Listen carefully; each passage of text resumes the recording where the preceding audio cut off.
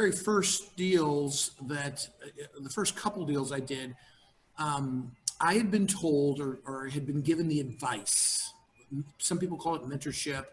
I'll just call it advice. And you can take advice any way you want. It's all about how you apply it.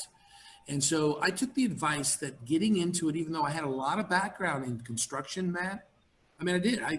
I built $2.5 million retail stores from the ground up. I mean, I didn't physically do it, but I oversaw the projects and make sure they were built within the time, within the budget, per the scope, per the architectural drawings and stuff like that. So I did have enough knowledge there that maybe some people don't have when they first start. But I was told in the very beginning, when you get into this business, don't do the first couple deals on your own. You'll find that that's the biggest mistake that people do is they get into a deal and they're like, man, I got a vision. I know what I want to do. I got this great opportunity.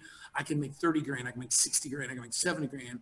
And instead of thinking about that way is who can I bring into this deal?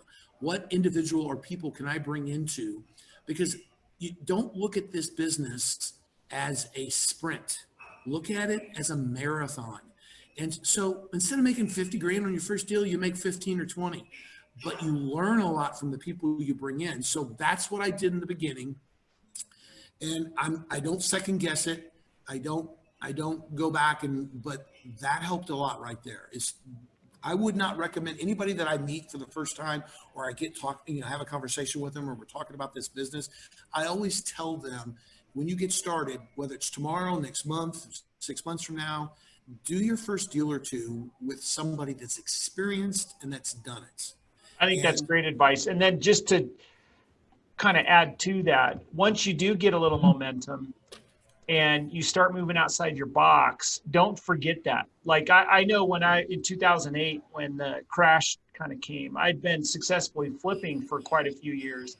And then all of a sudden I thought I could be a land developer using hard money and risky, financial structures. And I didn't want to ask who could help me figure out to do this better. I was just like, no, here's a hammer, here's a nail. Let's do it. Let's start hammering away. And, what happened was I didn't set things up the right way and, got crushed. Right. But if I would have thought about that, who can help me or who can I network with? But I kind of got into that trap of I've done it. I know what I'm doing. I flipped, at that point in time, it was maybe 40 or 50 houses.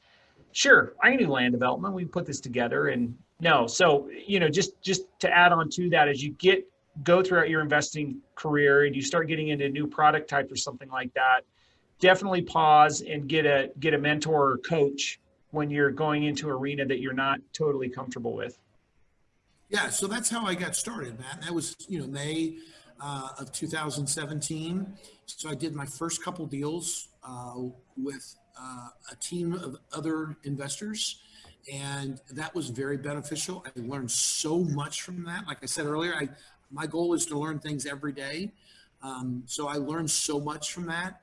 And then I kind of broke off on my own, and I saw that I could run multiple projects at the same time. So I went from doing 2 at the same time with other people to doing 3 at a time by myself.